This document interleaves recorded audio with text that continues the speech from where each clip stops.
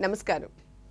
దూరదర్శన్ సప్తగిరి సమర్పించు ధర్మ సందేహాలు కార్యక్రమానికి స్వాగతం.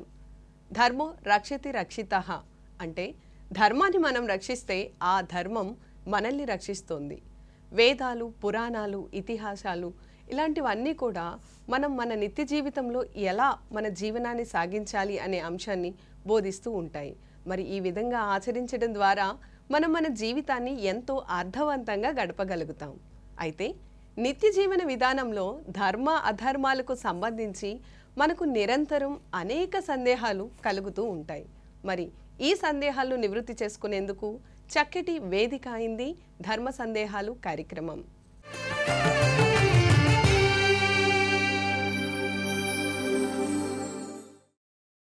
ఈనాటి ధర్మ సందేహాలు కార్యక్రమంలో పాల్గొంటున్న విశిష్ట అతిథి ప్రముఖ కవి, రచయిత, ఆధ్యాత్మికవేత్త, మొట్టమొదటి అచ్చ తెలుగు అష్టావధాని డాక్టర్ పాలపర్తి శ్యామలానంద ప్రసాద్ గారు.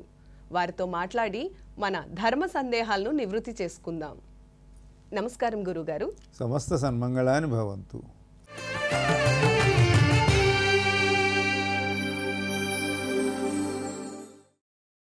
గురుగారు, మొదటి సందేహం వి సీతామహాలక్ష్మి గారు చెన్నై నుంచి అడుగుతున్నారు. నైవేద్యం పెట్టేటప్పుడు సాధకాలు అన్నీ వేరువేరుగా పెట్టి నైవేద్యం పెట్టాలా, లేదా అన్ని సాధకాలు కొంచెం కొంచెంగా అన్నం మీద వేసి నైవేద్యం పెట్టాలా? వివరించగలరు? మహానైవేద్యం అని ప్రధానమైనది ఉంటుంది.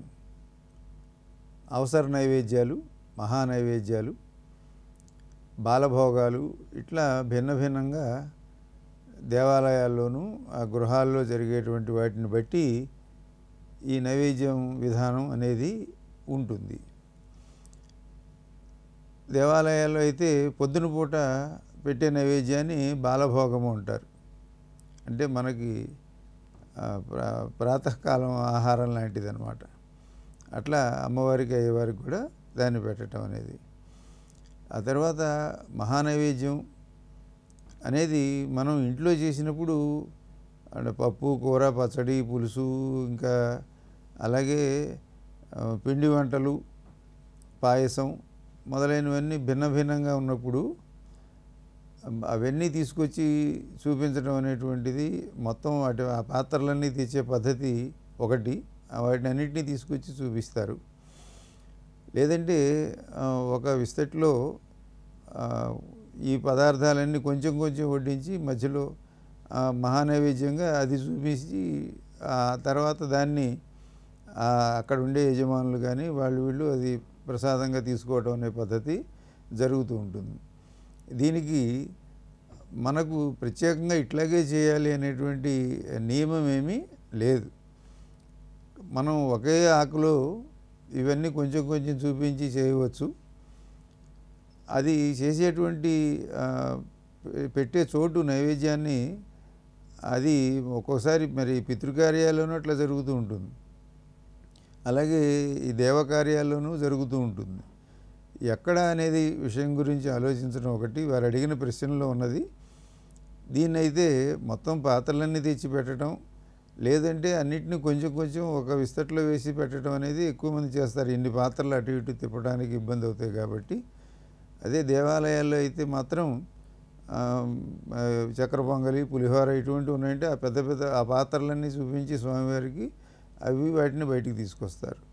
కాబట్టి ఇది దేవాలయానికి సంబంధించిందా, గృహానికి సంబంధించిందా, దేవకార్యానికి సంబంధించిందా, పితృకార్యానికి సంబంధించిందా, ఇటువంటి భేదాలను బట్టి వాటిని మనం మొత్తం విడివిడిగా పాత్రలు అన్నీ తెచ్చిపెట్టడమా, అన్నిటినీ కొంచెం కొంచెం ఒకే పాత్రలో ఒకే విస్తట్లో చూపించడం అనేటువంటి దాన్ని మనం నిర్ణయించుకోవాలి. నిత్యము మన ఇంట్లో జరిగేవైతే ఒక విస్తట్లో ఇవన్నీ పదార్థాలన్నీ చూపించి భక్ష్య, భోజ్య, చోష్య, లేహ్య అని ఈ పేర్లన్నీ చెప్పి మహానైవేద్యం సమర్పయామి అని వీటినన్నింటినీ చూపిస్తే సరిపోతుంది. చాలా చక్కగా వివరించారు గురువుగారు.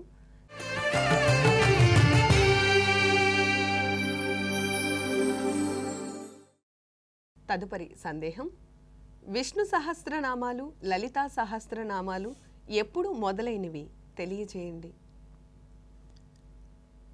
విష్ణు సహస్రనామాలు, లలితా సహస్రనామాలు ప్రపంచ ప్రసిద్ధమైనవి, సుప్రసిద్ధమైనవి.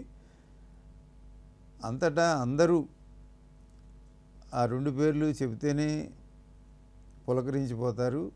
గ్రామ గ్రామాన ప్రతి చోట కూడా వాటి పారాయణలు నిరంతరము జరుగుతూ ఉంటాయి. వాటి ఫలితాలు కూడా అందరూ చెబుతూ ఉంటారు. మనకి ఏ కష్టం వచ్చినప్పటికీ విష్ణు సహస్రనామ పారాయణ చేయటం, లలితా సహస్రనామ పారాయణ చేయటం, వాటి ద్వారా అవి తొలగిపోతాయి. వాటిని తట్టుకునే శక్తి మనకు ఏర్పడుతుంది. మన దుఃఖం తొలగిపోతుంది. ఇవి కేవలం ఆ పారాయణల చివరిలోనో మొదట్లోనో చెప్పటం కాదు, అనుభవంలో అందరూ దానిని అనుభవిస్తూ అది ఆచరణలో పెడుతున్నటువంటివి. ముఖ్యంగా విష్ణు సహస్రనామం అనే పేరు ముందన్నారు కనుక విష్ణు సహస్రనామాన్ని భీష్ముడు మనకు భారతంలో చెప్పిన విష్ణు సహస్రనామం ఒకటి ఉన్నది. ఇది కాక గరుడ పురాణంలో గరుత్మంతునికి శ్రీమన్నారాయణ చెప్పినటువంటి విష్ణు సహస్రనామం ఒకటి ఉన్నది. అయితే అది ఉన్నట్టు కూడా చాలామందికి తెలియదు. మనకు ఇప్పుడు విష్ణు సహస్రనామం అంటే మహాభారతంలో విష్ణు సహస్రనామమే విష్ణు సహస్రనామంగా మనందరం దాన్నే పారాయణ చేస్తూ ఉన్నాం. ఇక లలితా సహస్రనామం బ్రహ్మాండ పురాణంలో అది ఉన్నట్టు అగస్త్యుడు అడిగిన దానికి చెప్పిన దానికి హయగ్రీవుడు అగస్త్యుడి మధ్యన జరిగిన సన్నివేశంగా ఈ లలితా సహస్రనామం అనేది బ్రహ్మాండ పురాణం నుంచి మనకి ఇప్పుడు లోకవ్యాప్తమై ఉన్నది. ఇవి ఎప్పుడు పుట్టాయి అంటే అంతకుముందు ఉన్నాయా లేదా అనేవి మనం వీటిని ఆధారంగా ఈ తర్వాత వచ్చినటువంటి, అంటే ఒకటి ఏ యుగంలో వచ్చింది, మనం ద్వాపర యుగంలో మహాభారతం వచ్చింది అనుకుంటే ఇప్పుడు కలియుగంలో ఉన్న వాళ్ళందరం అది చదువుతున్నాం. అట్లాగే బ్రహ్మాండ పురాణం అనేది ఏనాడు ఏర్పడిందో అప్పటి నుంచి ఆ పురాణం ద్వారా మనందరికీ అది పరిచయం అయింది. అంతకు ముందే విష్ణువుకి అన్ని పేర్లు ఉన్నాయి, అమ్మవారికి అన్ని పేర్లు ఉన్నాయి. ఇవన్నీ ఉన్న వాటిని ఒక చోటకి సమాహారంగా తీసుకొచ్చిన చోట్లు మాత్రం ఇది మహాభారతంలోది, ఇది బ్రహ్మాండ పురాణంలోది అని ఆ సంపుటీకరణం వలన, దాని పారాయణ వలన లోకంలో మానవులకు ప్రయోజనం కలగాలి అని మహర్షులు మనకు అందించినటువంటి వారి ఆ వాత్సల్యం అనుగ్రహంతో ఈ రోజున మనం వాటిని పారాయణ చేసి ప్రయోజనాన్ని పొందగలుగుతున్నాం.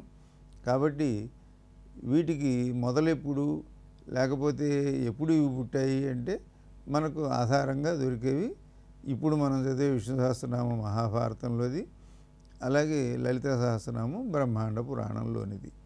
చక్కగా వివరించారు గురుగారు.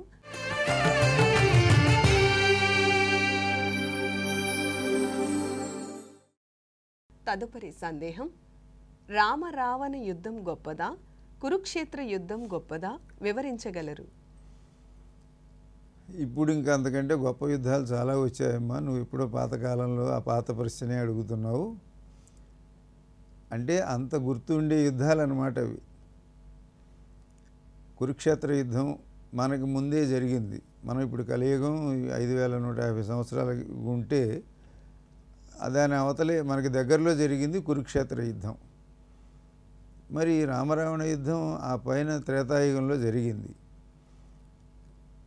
వీటిల్లో సంఖ్యను బట్టి, వాడిన ఆయుధాలని బట్టి, లేకపోతే చతురంగ బలాలని బట్టి ఏ విధంగా వీటిని లెక్కలు పెట్టాలి మీరు ప్రశ్న అడిగారు కాబట్టి.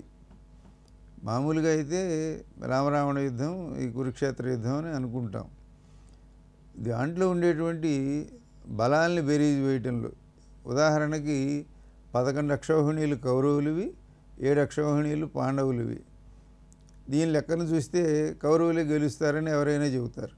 ఎందుకంటే వాళ్ళ దగ్గర ఎక్కువ ఉన్నారండి, 11 అక్షౌహిణీలు అంటే సామాన్యమా? వీళ్ళ దగ్గర తగ్గిపోయారు కదా, కాబట్టి పాండవులు ఓడిపోతారు, కౌరవులు గెలుస్తారని ఎవరైనా గవిక్యం చెప్పేస్తారు. కానీ చివరికి జరిగింది ఏమిటంటే పాండవులు గెలిచారు, కౌరవులు ఓడిపోయారు. కనుక ఏది గొప్పది అనేది ఆలోచిస్తే రామరావణ యుద్ధం లాంటిది మరొకటి లేదు అని మనకు అలంకార శాస్త్రంగానే అన్నీ చెబుతున్నాయి. రామరావణయోరి యుద్ధం అంటే రామరావణ యుద్ధాన్ని పోల్చడానికి ఏమైనా ఉన్నాయా అంటే దాంతోనే పోల్చాలయ్యా, వేరే పోల్చేవి లేవు అన్నారు. కాబట్టి రామరావణ యుద్ధం మొదటి ప్రపంచ యుద్ధంలాగా జరిగింది, రెండవ ప్రపంచ యుద్ధంలాగా జరిగిందని మనం అనుకోవడానికి వీళ్ళే. ఎందుకంటే రామరావణ యుద్ధంతో పోల్చేది రామరావణ యుద్ధమే అన్నారు. అదేమిటండి, ఇక్కడ చాలా మొత్తం భారతదేశం అంతా ఒక చోటకి చేరిపోయి 18 అక్షౌహిణీలు, ఎన్ని గుర్రాలు, ఎన్ని ఏనుగులు, ఇంతమంది చచ్చిపోయారు కదా, ఇంత పెద్ద యుద్ధం జరిగింది కదా, కురుక్షేత్ర యుద్ధం మనకు చూస్తే చాలా పెద్ద దృశ్యంగా కనిపిస్తుంది కదా అనిపిస్తుంది. కానీ ఇందులో పరమాత్ముడు అనగా భగవద్ అవతారమైనటువంటి రామావతారము, కృష్ణావతారము. కృష్ణావతారం ఇక్కడ సాక్షి మాత్రంగా ఉంది తప్ప ఈయన ఆయుధం పట్టుకోలేదు. ఆయుధం ముందు ధరించను అని ఈయన ప్రత్యేకంగా చెప్పాడు కూడా. నేను యుద్ధ రంగంలో తిరుగుతూ ఉంటాను కానీ నేను మాత్రం ఆయుధం పట్టుకొని యుద్ధం చేయను అని చెప్పేశాడు. కాబట్టి ఇక్కడ పరమాత్ముడు కేవలం సాక్షి మాత్రంగా ఉన్నాడు, అన్ని గమనిస్తూ దారి చూపిస్తూ ఉన్నాడు. అంటే ఇది మానవుల మధ్యన జరిగిన యుద్ధం. రామరావణ యుద్ధంలో సాక్షాత్తు స్వయంగా తాను శ్రీరామచంద్రుడు, ఆయన శ్రీమన్నారాయణుడు భగవానుడు తాను విల్లు బట్టి తాను రావణునితో యుద్ధం చేశాడు. ఆయనకు ఇంకా వానరాదుల రూపంలో ఋషులందరూ సహాయపడ్డారు, లక్ష్మణాదులు వీళ్ళందరూ ఉన్నారు. కాబట్టి అలాగే ఆసురీ శక్తి అయినటువంటి రావణ అసురుడు, దశకంఠుడు ఉన్నవాడు, అవతలవాడు అటువంటి వాడు. ఇక్కడ యుద్ధం చేసినవాడు సాక్షాత్తు పరమాత్ముడు. కాబట్టి అది రామరావణ యుద్ధం ఎప్పుడూ మరొక దాంతో పోల్చదగింది కాదు. ఇందులో జరిగినటువంటిది ఒక ధర్మరక్షణ కోసం జరిగినటువంటిది. అదేమో వాళ్ళ రాజ్యాలు, పంపకాలు, అన్నదమ్ముల మధ్యన ఉండేటువంటి గొడవలు, ఘర్షణలు, ఆ విధంగా జరిగినటువంటిది కురుక్షేత్ర యుద్ధం. ఇక్కడ మాత్రం రావణాసురుడు ఎంతటి వాడైనా, ఎంతటి శివభక్తుడైనా, లేకపోతే ఎంతటి ఘనుడైనప్పటికీ వాడు అతని ప్రవర్తన సరిగ్గా లేకపోవడం అనే దానివల్ల ఓడిపోతున్నాడు అనేటువంటిది. రామో విగ్రహవాన్ ధర్మ, కనుక ధర్మము అనేది శాశ్వతమైనది. ధర్మ రక్షణ కోసం ఆయన రాక్షస శక్తిని ఎదుర్కొన్నటువంటి ప్రత్యక్షమైన స్థితి రామరావణ యుద్ధంలో ఉన్నది. కాబట్టి ఈ రెండు యుద్ధాల్లో ఏది గొప్పది అంటే రామరావణ యుద్ధమే ఎప్పటికీ గొప్పది. చాలా చక్కగా వివరించారు గురువుగారు.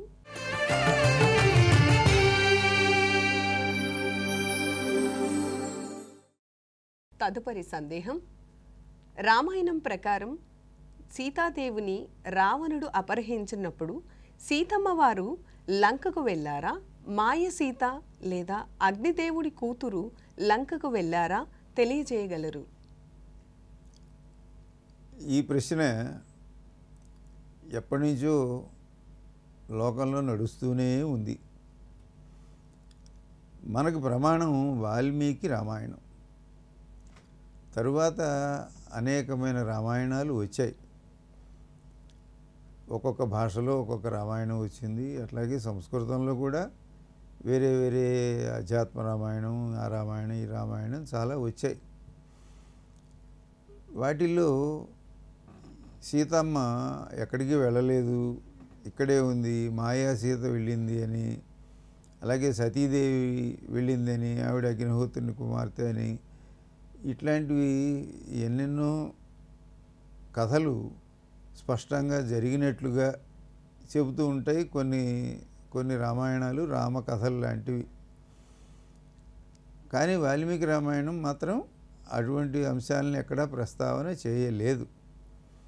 కాబట్టి వెళ్ళింది సీత, మాయ సీత ఏమిటి, ఇటువంటివన్నీ కూడా దానికి కల్పించబడిన నాటకీయత కానీ, లేదంటే మనం సీతని ఇట్లా తీసుకెళ్ళిపోయారు, సీత వెళ్ళిపోయిందనే దుఃఖం నుంచి భక్తులందరికీ కూడా కొంత విశ్రాంతి లభించడం కోసం కానీ, వెళ్ళింది మన సీత కాదు మాయ సీత, ఇటువంటి వాటి వలన భక్తుల్లో ఒక రకమైనటువంటి ఒక ఒక ప్రశాంతత, ఒక ధైర్యము, ఒక ఆత్మవిశ్వాసం ఇటువంటివి కలిగించడం కూడా అవసరం అవుతూ ఉంటుంది. అందువలన ఈ కథాభాగం అయితే ఉన్నది. సీతాదేవి కాకుండా ఈ మాయసీత ఈవిడ వెళ్ళిందని, సతీదేవి అని, రావణాసురుడు ఆమెకు మధ్యన జరిగినటువంటి కథాభాగం ఇటువంటివి లోకంలో ప్రసిద్ధి చెంది ఉన్నాయి. కానీ మనకు రామాయణము అంటే, రామకథ అంటే ప్రమాణమైనటువంటిది వాల్మీకం.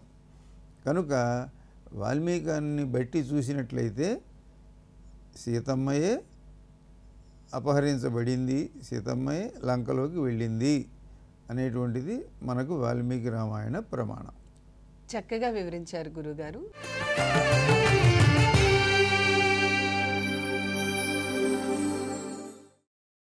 మీ ధర్మ సందేహాలు మాకు పోస్ట్ ద్వారా కానీ ఈమెయిల్ ద్వారా కానీ పంపవచ్చు. పంపవలసిన మా చిరునామా ధర్మ సందేహాలు కార్యక్రమం, care of the director, Doordarshan Saptagiri, Punnamatota, Vijayawada 520010. మా ఈమెయిల్ ఐడి ధర్మసందేహాలు ddkvij@gmail.com.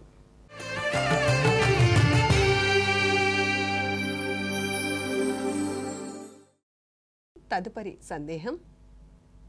సంకల్పంలో శ్వేతవరహ కల్పే అని చదువుతారు కదా, అంటే విష్ణుమూర్తి ఎందుకని అలా చదివారు వివరించగలరు? మీరు అడిగిన ప్రశ్న నాకు కొంచెం అస్పష్టంగా ఉంది. దాన్ని స్పష్టంగా చేస్తే, శ్వేతవరాహ కల్పే అనే సంకల్పం మనందరం చెప్పుకుంటాం. అయితే విష్ణుమూర్తి చెప్పడం అనేది కాదు. శ్వేతవరాహము విష్ణుమూర్తి ఎత్తినటువంటి దశావతారములలో మత్స్య కూర్మ వరాహశ్చ అని చెబుతాం కదా. అందులో వరాహ అవతారం ఆయన తెల్లని పందిగా పుట్టాడు అని. కాబట్టి అది శ్వేతవరాహం. కాబట్టి శ్వేతవరాహ కల్పం అంటే విష్ణుమూర్తి పేరు ఎందుకు చెబుతున్నారు అని మీరు అడిగినటువంటి ప్రశ్న యొక్క ఉద్దేశం అయి ఉంటుంది గురుగారు. కాబట్టి ఇక్కడ ఆయన శ్వేతవరాహ రూపాన్ని ధరించడం, భూమిని ఉద్ధరించడం కోసం హిరణ్యాక్షుడి నుంచి, ఇదంతా దానికి సంబంధించిన పౌరాణిక గాథ ఉన్నది. కాబట్టి అప్పుడు శ్రీమన్నారాయణుడు ధరించినటువంటి అవతార రూపం శ్వేతవరాహము అని. అయితే ఇప్పుడు ఇక్కడ మనం చెప్పుకునేటువంటివి ఏమిటంటే కల్పములు. కల్పము అంటే కాలము యొక్క పరిగణన. కాలాన్ని మనం ఇప్పుడు 60 సెకండ్లు ఒక నిమిషం, 60 నిమిషాలు ఒక గంట, 24 గంటలు ఒక రోజు, ఇట్లా మనం లెక్కేస్తున్నాం. 7 రోజులు ఒక వారం, 15 రోజులు ఒక పక్షం, నెల రోజులు, 30 రోజులు నెల, ఇట్లా అనుకుంటున్నాం. ఇది కేవలం మనకి ఈ భూగోళంలో ఇక్కడ మన ప్రాంతంలో మనం అనుకుంటున్నాం. అదే ఈ భూమికి పశ్చిమ దిక్కుకి వెళ్ళినట్లయితే వాళ్ళకి మనకి తేడా ఉంటుంది. మళ్ళీ ఇప్పుడు మనకి ఇక్కడ పగలైతే అమెరికాలో రాత్రి అవుతుంది. వాళ్ళకి ఒక తేదీ, మనం ఉన్న తేదీకి వాళ్ళ తేదీకి ఒకటి వెనకుంటారు వాళ్ళు. ఇట్లాంటివి ఈ కొలతలు తేడా ఉంటాయి అని మన వేదము, పురాణాలు ఇవన్నీ చెబుతూనే ఉన్నాయి. కాబట్టి మన కాల గణనం ఒక రకంగా ఉంటుంది.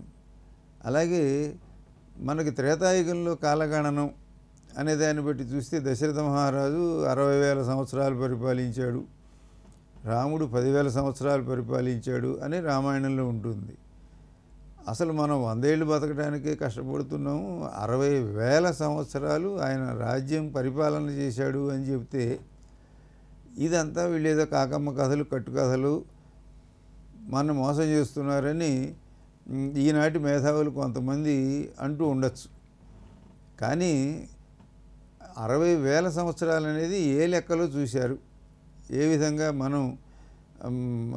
మన ల్యాబొరేటరీల్లో, ప్రయోగశాలల్లో మనం కాలాన్ని లెక్క పెట్టేటప్పుడు మనం పెట్టుకున్నటువంటి దాంట్లో ఎట్లా చూసుకుంటాం, అలాగే ఇక్కడి నుంచి ఇంకొక గ్రహానికి వెళ్ళినప్పుడు అక్కడికి ఇక్కడికి కాలం ఏం మారుతుంది అనే దాని మీద కూడా ఎన్నో మనకు పౌరాణికమైన కథలు ఉన్నాయి. అవన్నీ ఉట్టి కట్టుకథలు అనుకున్నవి ఇప్పుడు నిజమని తెలుస్తున్నది. ఇక్కడి నుంచి మనం ఇంకో చోటికి వెళ్ళామంటే అక్కడికి వయస్సు మారిపోవడం అనే కథలు ఇవన్నీ కూడా స్పష్టంగా మన పురాణాల్లో ఉన్నాయి. ఇటువంటి కథాభాగములతోటి మనం తెలుసుకోవాల్సింది ఏమిటంటే, కాలం మనం అనుకున్న లెక్కలోది కాదు. మనం ఏదో లెక్క పెట్టుకుంటున్నాం, దీని ప్రకారం అనుకుంటున్నాం. ఇవాళ ఈ వారం అని మనకు ఎవరు చెప్పారు అంటే, మనం ఒక లెక్క కోసమని ఇవాళ ఆదివారం, రేపు సోమవారం, ఎల్లుండి మంగళవారం అని అనుకుంటున్నాం. దాన్ని కాదన్నా ఇబ్బంది ఏం లేదు. ఇవాళ మంగళవారం ఎందుకు అనుకోవాలి అంటే, అందరూ అంటున్నారు కాబట్టి మనం అంటున్నాం అని అనుకోవాలి. అట్లా ఈ కాల గణనంలో మనకు వీటి వచ్చేటువంటిది, మనకేమో మానవ కాలం మనం లెక్కేసుకునేటువంటిది మనం ఉండేటువంటి భారతవర్షంలో, భారతదేశంలో, గ్లోబులో మనం ఉండేది తూర్పు దిక్కున ఉన్నాం కాబట్టి, ఈ గోళంలో తూర్పు దిక్కున మనం లెక్కేసుకుంటే ఉండేటువంటి మన పరిగణనం దీన్ని బట్టి మనం ఇప్పుడు 12 నెలలు ఒక సంవత్సరం అని, 100 ఏళ్ళని ఇట్లా లెక్కేసుకుంటున్నాం.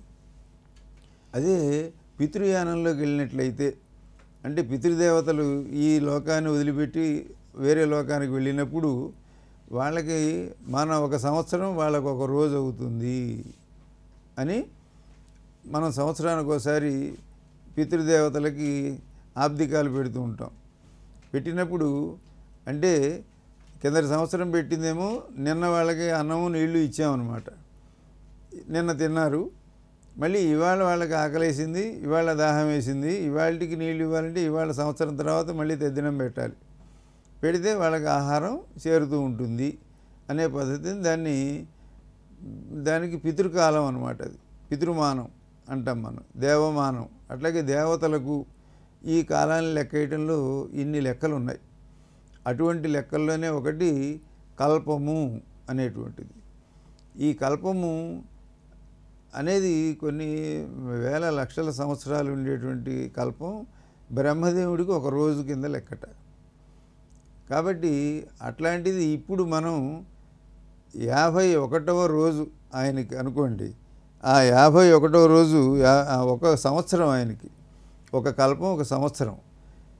అవి ఈ 51వ సంవత్సరంలో ఉన్నాడు ఆయన. ఇప్పుడు బ్రహ్మదేవుడి వయస్సో లేకపోతే ఆయన చేస్తున్న ఉద్యోగం 51 సంవత్సరాలు సర్వీసు ఆయనకి పూర్తయింది అనుకుందాం.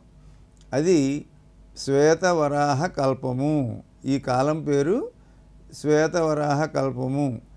ఇట్లాంటివి గుర్తు కోసమని, అంటే ఇప్పుడు మనం ఇది 2024 అను లేకపోతే క్రోధి నామ సంవత్సరం అను పేరు పెట్టుకున్నాం అనుకోండి. నిన్నటి వరకు ఉన్నటువంటిది ఇవాళకి తెల్లారేపటికి క్రోధినామ సంవత్సరం ఎట్లా అయిపోయింది అంటే మనం గుర్తు కోసం పెట్టుకున్నాం. అట్లాగే ఇది శ్వేతవరాహ కల్పం అనేది బ్రహ్మదేవుడికి ఒక సంవత్సరం. ఇది 51వ సంవత్సరం అయింది. అయిన తర్వాత ఇట్లాంటి కల్పములు మనకి సంవత్సరాలు 60 సంవత్సరాలు అంటున్నాం. ప్రభవ, విభవ, శుక్ల ఇవన్నీ 60 సంవత్సరాలు. ఇవి మళ్ళీ తిరుగుతూ ఉంటాయి అని అనుకుంటున్నాం కదా.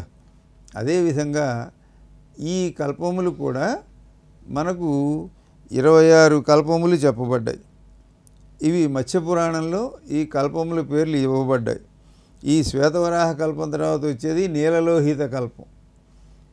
అంటే మనందరం అప్పటికి ఉండం, ఆ తర్వాత రాబోయే ఎప్పటికో వాళ్ళు నీలలోహిత కల్పే అని చెప్పుకుంటారు అనమాట. మనమేమో శ్వేతవరాహ కల్పే అని సంకల్పం ఇప్పుడు చెప్పుకుంటున్నాం. ఏ పూజ చేసినప్పటికీ మనం చెప్పుకునేది శ్వేతవరాహ కల్పే అని చెప్పుకుంటాం. అంటే ఈ కాలంలో ఉన్నాము అని అర్థం అన్నమాట. అది చెప్పిన తర్వాత శ్వేతవరాహ కల్పే వైవస్వత మన్వంతరే అంటాం. అంటే మనువు యొక్క కాలంలో ఉన్నాం మనం అనేది కాలాన్ని బట్టి మనువు యొక్క కాలం అంటాం. మనం శకాల్ని లెక్కేసుకున్నట్లుగా శాలివాహన శకం, యుధిష్ఠిర శకం ఇట్లాంటి శకములు లెక్క పెట్టినట్టుగా మనువు వైవస్వత మన్వంతరే కలియుగే ప్రథమపాది. అప్పుడు మళ్ళీ కలియుగంలోకి వచ్చాం. మన్వంతరంలో నుంచి కలియుగంలోకి వచ్చాం. కలియుగంలో ఏ భాగంలో ఉన్నామంటే ప్రథమ పాదంలో ఉన్నాం అని చెప్పాం. ఆ తర్వాత నీవు ఉన్నటువంటి చోటు ఎక్కడ ఉన్నది అంటే ఈ భూగోళంలో నువ్వు ఎక్కడున్నావు అంటే భరతవర్షే, భరతఖండే, మేరోహో దక్షిణ దిగ్భాగే, శ్రీశైలస్య ఈశాన్య ప్రదేశే. ఇట్లా మనం ఉన్న చోటు యొక్క చిరునామా వరుసగా పై నుంచి కింది దాకా చకచక రోజు చెప్పుకునేటువంటి ప్రమాణ విధానాన్ని మన పెద్దలు మనకు అందించారు. కాబట్టి ఎక్కడ పూజలు చేసినా రోజు సంధ్యావందనం చేసేప్పుడు కానీ ఎప్పుడైనా ఇవన్నీ చెప్పుకోవాలి. చెప్పుకున్నప్పుడు మన అస్తిత్వం ఏమిటి, మనం ఎక్కడున్నాం, ఎలా ఉన్నాం, ఇంకా మనకి దూరాల్లో ఎంతెంత ఉన్నాయి, మనం శ్రీశైలానికి ఎంత దూరంలో ఉన్నాం, మనం మేరు పర్వతానికి లేదా వింధ్య పర్వతానికి ఎంత దూరంలో ఉన్నాం, ఇట్లా ఎంత ప్రపంచం ఉంది, ఎంత విశ్వం ఉన్నది, అందులో మన చోటు ఎంత, ఇటువంటి ఆలోచన పరిజ్ఞానము మానవులకు అందజేయటం కోసం ఏర్పాటు చేయబడినటువంటిది ఈ కాలగణనం అనేది. కన్ను మూసి కన్ను తెరిచే లోపల జరిగేటువంటి కాలం నుంచి విలిప్త అంటే అంత సూక్ష్మ సమయం, అంత సూక్ష్మ సమయం నుంచి ఈ కల్పం, అంతకాలం అన్ని వేల సంవత్సరాలు బ్రహ్మదేవుడికి ఒక సంవత్సరంగా ఉంటే అటువంటిది దాంట్లో మనం ఉన్నాము అని చెప్పుకోవటమే ఈ శ్వేత వరాహ కల్పే అనేటువంటి సంకల్పం. విష్ణుమూర్తి గారికి దీనికి సంబంధం ఏమీ లేదు. ఆయన అవతారం ఎత్తినప్పుడు కూడా శ్వేతవరాహంగా ఎత్తాడు కాబట్టి ఆయన కూడా తలుచుకుంటున్నామని అనుకోవచ్చు. ఆ తర్వాత వచ్చేది నీలలోహిత కల్పం ఉన్నది, మహాదేవ కల్పం ఉన్నది, రత్నాంతర కల్పం ఉన్నది, ఇత్యాదులు. కందర్ప కల్పం ఒకటి ఉంది, సజ్జకల్పం, ఈశాన కల్పం, ఇత్యాది కల్పములు ఇంకా ఉన్నాయి. కనుక మనం మాత్రం మన భాగ్యవశాత్తు మనం శ్వేతవరాహ కల్పంలో ఉన్నాం. కొంతకాలం మాత్రమే ఉంటాం, ఆ తర్వాత శ్వేతవరాహ కల్పం ఇంకా కొనసాగుతూ ఉంటుంది. ఇది దీని యొక్క కథ. చాలా చక్కగా వివరించారు గురుగారు.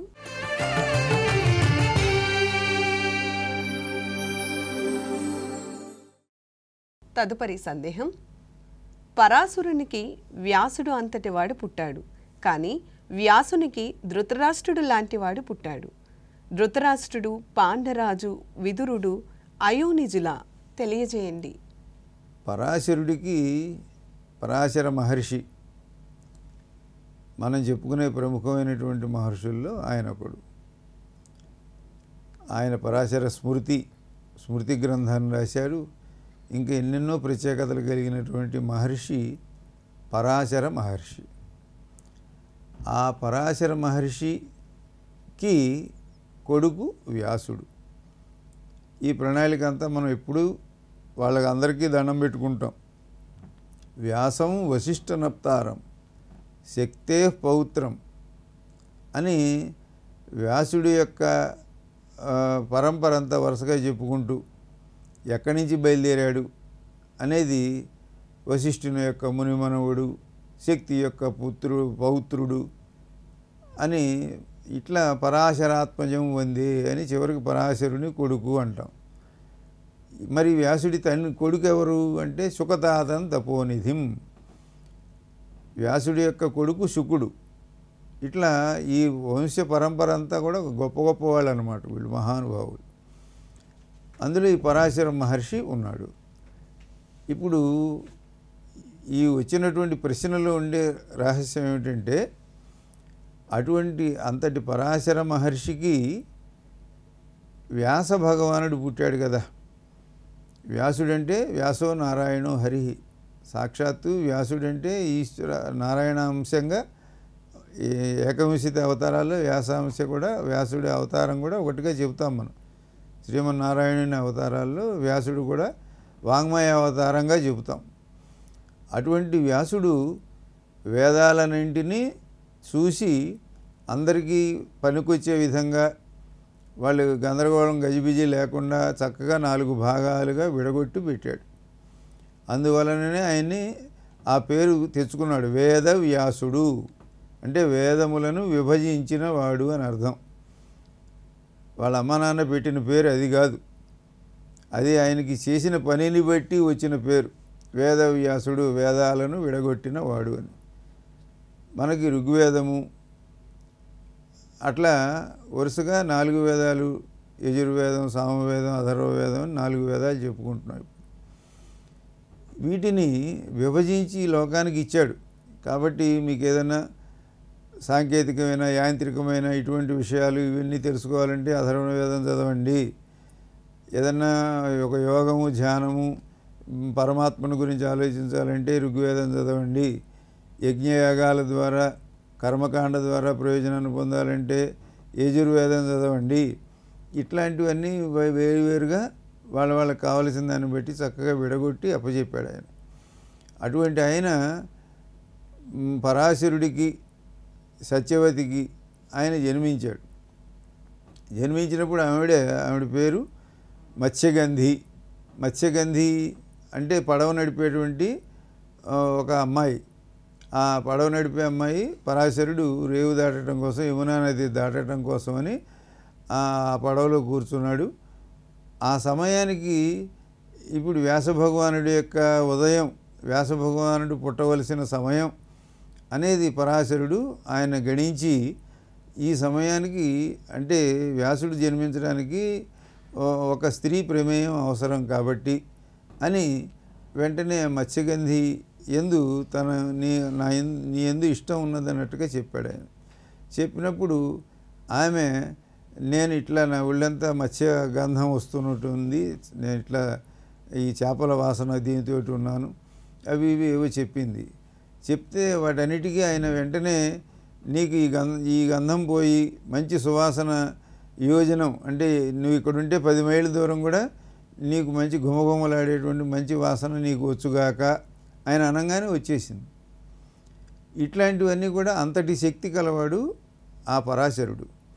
అటువంటి ఆయన వెంటనే తన ఉద్దేశాన్ని ఆమెకు చెప్పడం, వ్యాస భగవానుడు సజీవగర్భంగా అంటే వారికి ఇది పగలు కదా అని ఆవిడ చెప్పటం, ఆయన వెంటనే చీకటిని సృష్టించారు యమునా నది ద్వీపంలో.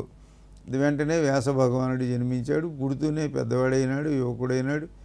నేను తపస్సుకి వెళ్ళిపోతున్నాను, అవసరమైనప్పుడు నన్ను పిలవండి అన్నాడు. ఇటువంటి కథ అంతా జరిగింది. అదంటే అది మామూలుగా మనం అనుకునేటువంటి మానవ శైలిలో, మానవ పద్ధతిలో జరిగినటువంటిది కాదు. అదొక ఋషి సంకల్పంగా, అదొక దివ్య సంకల్పంగా జరిగినటువంటి విషయం. కాబట్టి మన దృష్టితో ఇవన్నీ ఆవిడ గర్భవతి ఎంతకాలం అయింది, ఎంతకాలం అయింది, ఎప్పుడు కన్నది, ఎట్లా కన్నది, ఇటువంటివన్నీ మన దృష్టితో ఆలోచించడానికి వీలు లేదు. అందుకే దాన్నే సజీవ గర్భము అని అంటారు.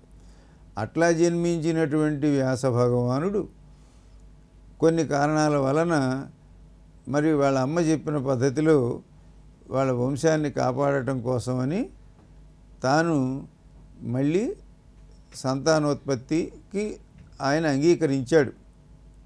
అంగీకరించడంలో ఈ అంబిక, అంబాలిక వీళ్ళల్లో ఈ అంబిక, అంబాలిక వీళ్లకు అంటే అప్పటి ధర్మాన్ని బట్టి దేవర న్యాయం అనేటువంటి ఆ పద్ధతిని అప్పటికి చట్టం అంగీకరించే పద్ధతి అది. కాబట్టి ఈ ఆయనకు ఉండేటువంటి తల్లి మాటను ఆయన అనుసరించి వెళ్ళి వాళ్లకు సంతానాన్ని కలిగించడం కోసమని ఆయన చేసిన ప్రయత్నంలో ఈ ధృతరాష్ట్రుడు, అలాగే మనకు పాండురాజు, విదురుడు వీళ్ళు జన్మించారు. జన్మించడంలో ఇటువంటి వాళ్ళు ఎందుకు పుట్టారు అనేది ప్రశ్న. ఆయనకి పరాశరుడికి అంత గొప్పవాడు సాక్షాత్తు భగవత్ స్వరూపుడు వేదవ్యాసుడు పుట్టాడు కదా, వేదవ్యాసుడికి ఇటువంటి పిచ్చి పిల్లలు పుట్టారేమిటి అన్నట్టుగా ఉంది ఆ ప్రశ్న. ధృతరాష్ట్రుడు గుడ్డివాడు పుట్టాడు అని, పాండురాజు ఒళ్ళంతా తెల్లబడ్డవాడు వీడు పుట్టాడని, ఇట్లాంటివి ఎందుకు జరిగాయి అనేది కూడా మనకి భారతంలోనే చెప్పబడింది. ఎందుకంటే ఆ సమయంలో అక్కడ స్త్రీ యొక్క ప్రవర్తనను బట్టి పిల్లలు రూపుదిద్దుకోవటం ఉంటుంది అనేటువంటి ఒక తాత్వికమైనటువంటి వైద్యశాస్త్రానికి సంబంధించిన విషయం అక్కడ చెప్పబడింది. కనుక ఈ వచ్చినటువంటి వ్యాస భగవానుడి రూపాన్ని, వేషాన్ని చూసి ఆమె కళ్ళు మూసుకుంది, అందుచేత గుడ్డివాడు పుట్టాడు.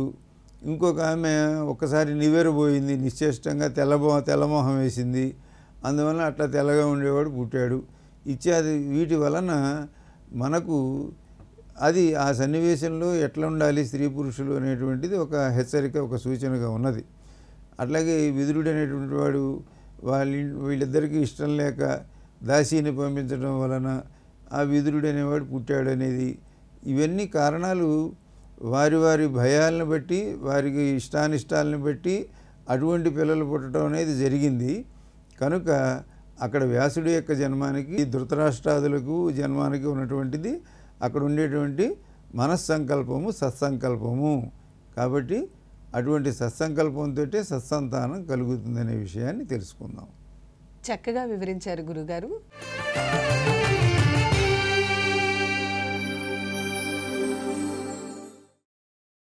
మీ ధర్మ సందేహాలు మాకు పోస్ట్ ద్వారా కానీ ఈమెయిల్ ద్వారా కానీ పంపవచ్చు. పంపవలసిన మా చిరునామా ధర్మ సందేహాలు కార్యక్రమం, care of the director, Doordarshan Saptagiri, Punnamatota, Vijayawada 520010. మా ఈమెయిల్ ఐడి dharmasandehalu@gmail.com.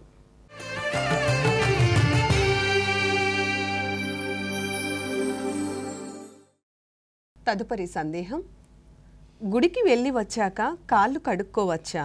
వివరించగలరు.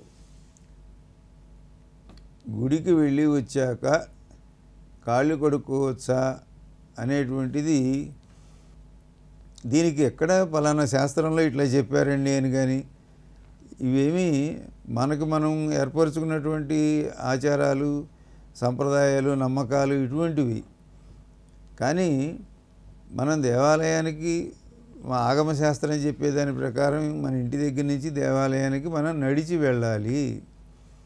ఒక్కొక్క అడుగు ఒక్కొక్క అశ్వమేధయాగ ఫలితాన్ని ఇస్తుంది అని మనకు ఆగమశాస్త్రం చెబుతున్నది. కాబట్టి మన ఇల్లు 10 మైళ్ళ దూరంలో ఉన్నా సరే మనం గుడికి నడిచి వెళ్ళాలి. మనం వివిధ వాహనాలతోటి వెళ్ళకూడదు, మనం నడిచే వెళ్ళాలి.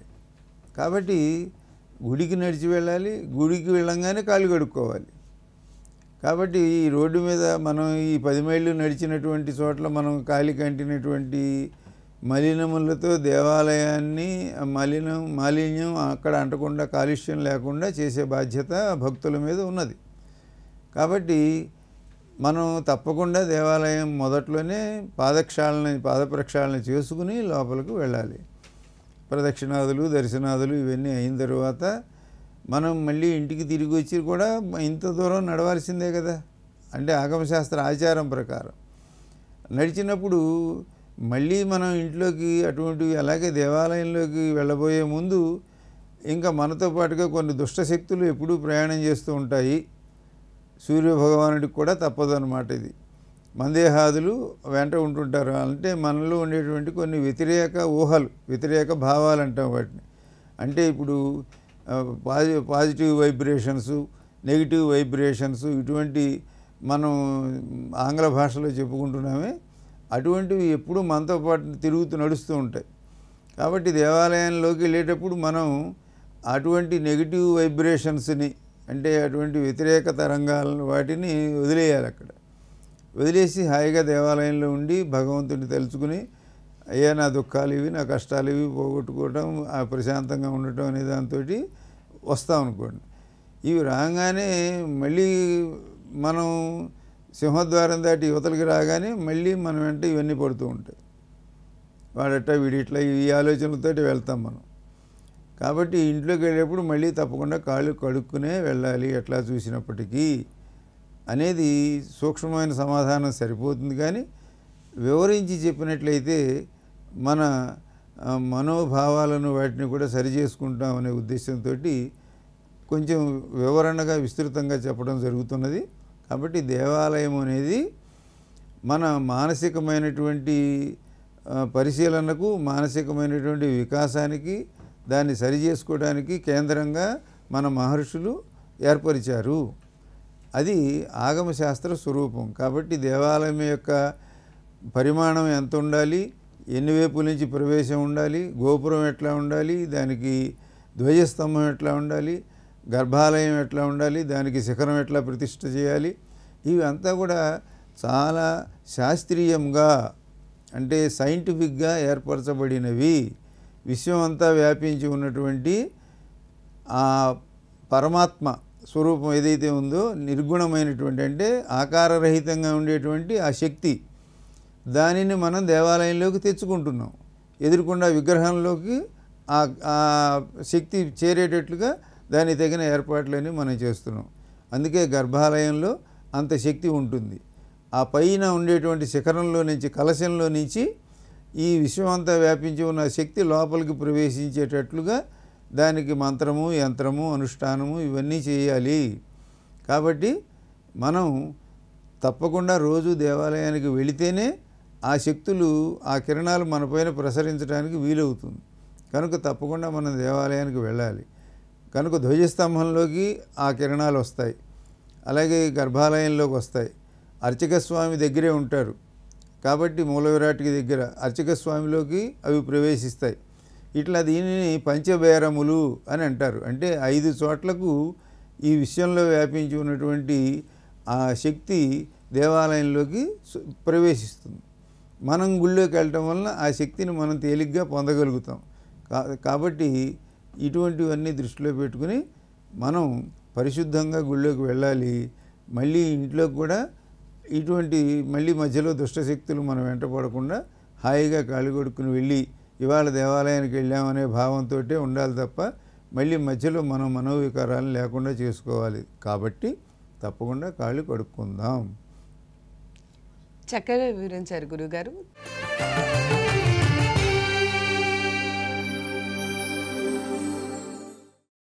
తదుపరి సందేహం, శంతనుడు భీష్మునికి ఇచ్ఛామరణం ఇచ్చాడా, వివరించగలరు? శంతనుడు భీష్ముని యొక్క తండ్రి. భీష్ముడు తన తండ్రి కోసం తాను వివాహాన్ని త్యాగం చేశాడు. తండ్రికి ఇష్టం కాబట్టి తండ్రి వివాహం చేసుకోవడానికి ఆమె తండ్రి దగ్గరికి వెళ్ళి అడిగితే తండ్రి ఏం చెప్పాడంటే, నీకు ఇప్పటికే కొడుకున్నాడు కదయా, రాజ్యం వాడికి పోతుంది, నిన్ను పెళ్లి చేసుకుంటే మా అమ్మాయికి ఏమిటి లాభం అని ఆయన సహజంగా అడిగాడు. అడిగితే మీ అమ్మాయికి పుట్టిన అబ్బాయికి రాజ్యం ఇస్తానంటే, నువ్వు ఇస్తానంటే మాత్రం అతడు ఎందుకు ఊరుకుంటాడు, అతను పెళ్లి చేసుకుంటాడు, అతనికి పిల్లలు ఉంటారు. ఇట్లా ఇవంతా మామూలుగా మనకి ఈ ఆస్తులు పంపకాల్లో వచ్చేటువంటి చర్చ జరిగింది. జరిగినప్పుడు ఆమెను వివాహం చేసుకోవాలని ఇష్టంతో తండ్రి ఉన్నాడు, తండ్రి బాధగా ఉన్నాడు. కాబట్టి తండ్రికి సంతోషం కలిగించడమే తన ఉద్దేశము అని వెంటనే ఇతడు దేవవ్రతుడు ప్రతిజ్ఞ చేశాడు, గట్టి ప్రతిజ్ఞ చేశాడు. అందుకనే భీష్మ ప్రతిజ్ఞ అంటారు. అతని పేరు కూడా భీష్ముడిగా మారిపోయింది అప్పటి నుంచి. అటువంటి ఆ భీష్ముడు తాను చేసినటువంటి దానికి, అంటే తన తండ్రి సుఖంగా ఆనందించాలి, తన తండ్రికి సంతోషం కలగాలి అనే ఉద్దేశంతో తాను వివాహం మానుకున్నాడు, రాజ్యాధికారాన్ని వదులుకున్నాడు. కానీ తన వంశాన్ని కాపాడటం కోసమని ఆయన కలకాలము ఉన్నాడు. అందుచేత ఇవన్నీ దృష్టిలో పెట్టుకుని శంతన మహారాజు, భీష్ముడంటే వసువులలో ఒక అవతారం కాబట్టి భీష్ముడి వెనక చాలా చరిత్ర ఉన్నది. అటువంటి ఆ పిల్లవాడికి తాను చేసినటువంటి ఆ ఉపకారానికి ఆయన ఏం చేశాడంటే ఇచ్ఛామరణము అనేటువంటిది ఇచ్చాడు.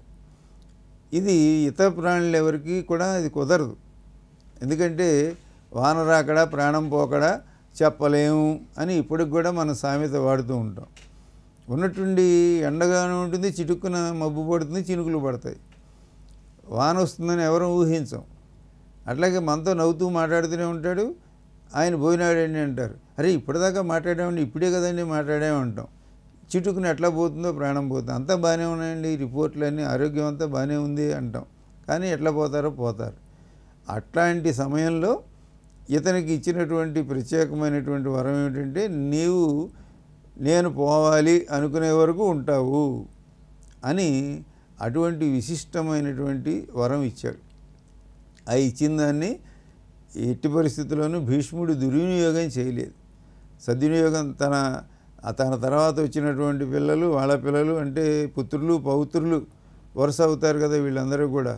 అంటే ధృతరాష్ట్రుడు కానీ వీళ్ళందరూ కూడా ఆ తర్వాత వాళ్ళ పిల్లలు కానీ, కౌరవులు కానీ, పాండవులు కానీ వీళ్ళందరూ వాళ్ళలో వాళ్ళు కొట్టుకుంటున్నారు, తిట్టుకుంటున్నారు. ఇవన్నీ జరుగుతున్నా ఆయన జాగ్రత్తగా గమనిస్తూ వంశ పరంపర అంటే రాజ్యం వాళ్ళ తాత నుంచి తండ్రి నుంచి వచ్చినటువంటిది జాగ్రత్తగా కొనసాగే విధంగా ఆయన ఎన్నో చేశాడు. అట్లా భీష్ముడిని గురించి ఇంకా విశేషంగా ఇప్పుడైనా చెప్పుకోవచ్చు. కానీ ఇటువంటి వాడి కోసం అటువంటి వరాన్ని ఆ శంతనుడు ఇచ్చాడు. శంతనోతీతి శంతనః అనే ఆ శబ్దానికి అర్థం అంటే లోకానికి శుభాన్ని ఇచ్చేవాడు అని అర్థం అన్నమాట. కాబట్టి భీష్ముడిలాగా మనందరం కూడా పై తరం నుంచి కింది రాబోయే తరాలన్నిటి యొక్క సంక్షేమం కోసం మనందరం కృషి చేయవలసి ఉంటుంది. అందుకోసం మనం ఎంతకాలమైనా బతకచ్చు, ఎంతకాలమైనా ఉండొచ్చు, ఉండగలం. అటువంటి వాళ్ళు మనం ఎంతోమందిని చూస్తూ ఉంటాం. అటువంటి ఉద్దేశంతో ఈ శంతనుడు, భీష్ముడు, ఈ వరము, ఈ అంశాలన్నీ కూడా చెప్పబడ్డాయి. దీని నుంచి మనం ఈ సందేశాన్ని అందుకుందాం. చక్కగా వివరించారు గురుగారు.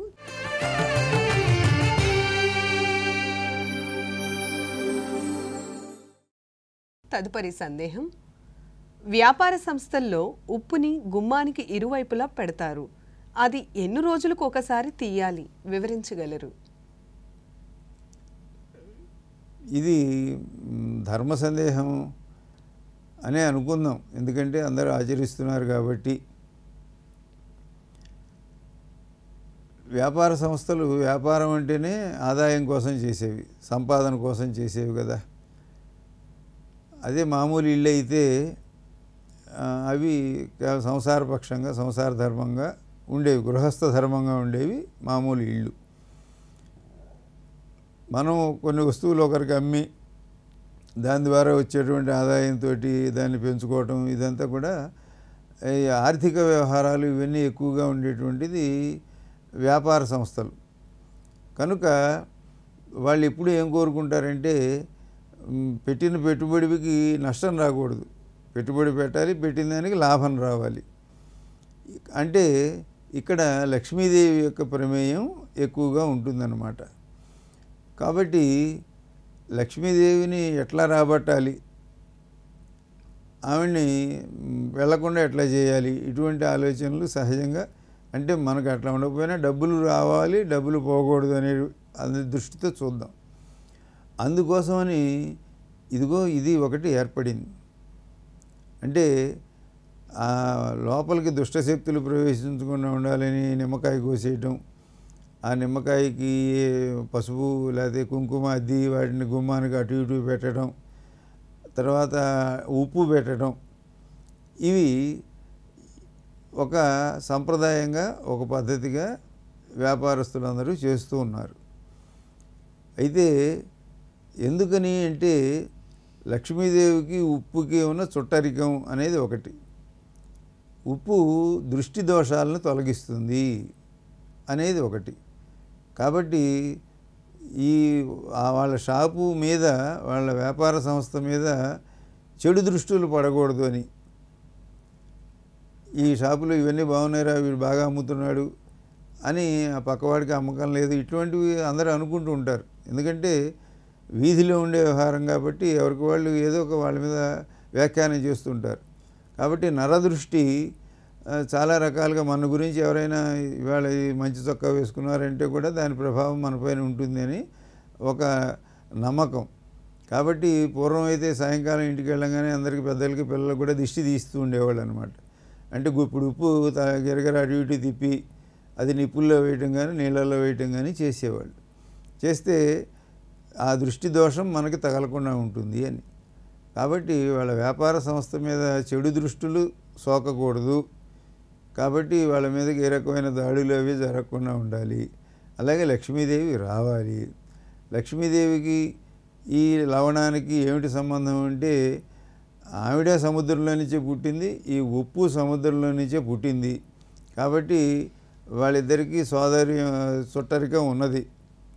కనుక ఉప్పు ఉన్న చోటకి లక్ష్మీదేవి వస్తూ ఉంటుంది. ఉప్పు అంత ప్రధానమైంది మనకి. ఎప్పుడైనా కూడా ఉప్పుతో 9 అని అంటూ ఉంటారు. కనుక ఇంట్లో వస్తువులన్నింటిలోకి ఏమన్నా లేకపోయినా ఉప్పుతో, మన ఇల్లు మారి వెళ్ళేటప్పుడు, ఊరి నుంచి వెళ్ళేటప్పుడు కూడా నిప్పు, ఉప్పు ఈ రెండు తీసుకెళ్ళాలన్నమాట. కాబట్టి అట్లా ఆ వ్యాపార సంస్థకి, ఆ దుకాణానికి రక్షణగా ఉండటానికి, దుష్టశక్తులు ప్రవేశించకుండా ఉండటానికి, దృష్టి దోషం తగలకుండా ఉండటానికి, లక్ష్మీదేవి రావటానికి ఈ ఉప్పు గుమ్మానికి అటు ఇటు పెడితే, ఇది ఎప్పుడు అంటే శుక్రవారం నుంచి శుక్రవారానికి మామూలుగా రోజు పెడుతూ ఉంటారు. రోజు పెట్టి పొద్దున్నే వచ్చినప్పుడు పెట్టి మళ్ళీ సాయంకాలం వెళ్ళేటప్పుడు అక్కడ కర్పూరం వెలిగించి అవన్నీ తీసేస్తూ ఉంటారు. కనీసం వారానికి అంటే శుక్రవారం నాడు పెట్టండి, మళ్ళీ శుక్రవారం లోపల అవి తీసి మళ్ళీ శుక్రవారం కొత్తగా పెడుతూ ఉన్నట్లయితే మనకు ఆత్మకు మనం మంచి పని చేస్తున్నామని లక్ష్మీదేవి వస్తుందని, దృష్టి దోషాలు పోతాయి, ఇవన్నీ భావం కలుగుతుంది. కనుక ఆ విధంగా చేయండి. చక్కగా వివరించారు గురుగారు.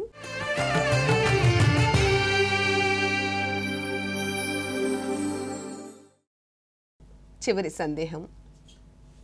పిల్లలు వివాహం చేసినప్పుడు 6 నెలల లోపు కాశీ వెళ్ళవచ్చా వెళ్ళకూడదా తెలియజేయండి. పిల్లల వివాహం చేసిన తర్వాత 6 నెలల లోపు కాశీ వెళ్ళొచ్చా అనేదానికి ఎట్టి అభ్యంతరము లేదు. వివాహం జరిగితే అంటే మీరు అడిగిన ప్రశ్నను బట్టి ఈ ప్రశ్నకు ఒకటి మనసులో పెట్టుకుని అయినా అడిగి ఉండాలి, లేకపోతే ఇంకో ప్రశ్న అయినా మీరు అడగబోతూనే ఉండాలి. అదే బంధువులు కానీ దగ్గర ఎవరైనా మరణించినప్పుడు అంటే వీళ్ళు కర్తృత్వం వీళ్ళకు ఉన్నట్లయితే వీళ్ళు కాశీకి వెళ్ళొచ్చా అంటే అస్థి నిమజ్జనానికి, పిండ ప్రదానానికి, ఇటువంటి వాటి కోసం వెళ్ళటం వేరు.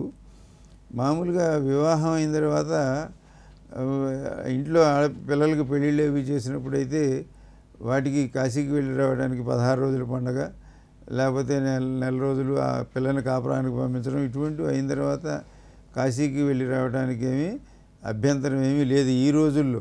పూర్వం అంటే నడిచి వెళ్ళేవాళ్ళు కాబట్టి వెళ్ళడానికి 6 నెలలు పట్టేది, ఇవన్నీ జరుగుతూ ఉండేవి.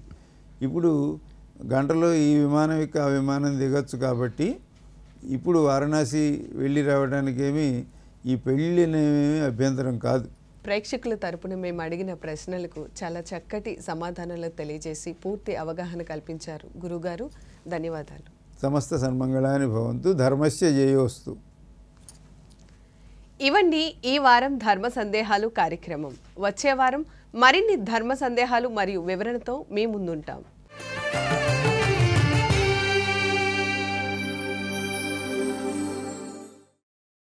మీ ధర్మ సందేహాలు మాకు పోస్ట్ ద్వారా కానీ ఈమెయిల్ ద్వారా కానీ పంపవచ్చు. పంపవలసిన మా చిరునామా ధర్మ సందేహాలు కార్యక్రమం, care of the director, Doordarshan Saptagiri, Punnamatota, Vijayawada 520010. మా ఈమెయిల్ ఐడి dharmasandehalu@gmail.com.